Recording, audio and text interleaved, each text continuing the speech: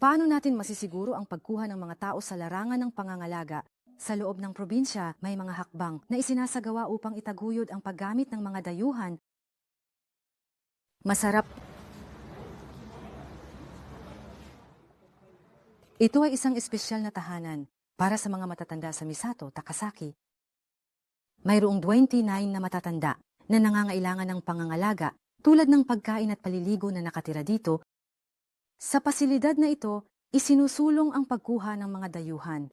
At sa 30 empleyado, iba sa kanila ay mga empleyado mula sa Pilipinas at Indonesia. Lahat sila ay nagkakasundo. Nagbibiro-biro sila. Parang nagkukwentuhan lang at parang mga magulang o kapatid. Ito ay para sa pag-record ng mga araw-araw na pangangalaga. Ang tablet na ginagamit para i-record ang kalagayan ng mga gumagamit ay may mga tampok na translation at diagram at may mga hakbang na isinasagawa upang maiwasan ang maling pag-inom ng gamot.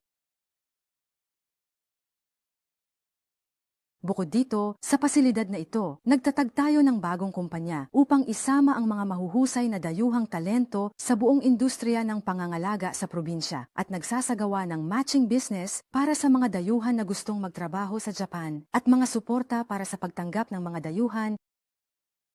Sa hinaharap, plano naming bisitahin ang mga paaralan ng wikang Hapon sa Pilipinas upang palakasin ang aming mga hakbang sa recruitment. Kung titingnan natin ang dumadami ang mga tao, kung maihanda ang mga pasilidad sa pangangalaga para sa mga dayuhan, makakakuha ng masigasig at mahuhusay na dayuhan. Sa ganitong paraan, gaganda ang sitwasyon. Gusto kong alisin ang mga pasilidad na nahihirapan sa kakulangan ng tao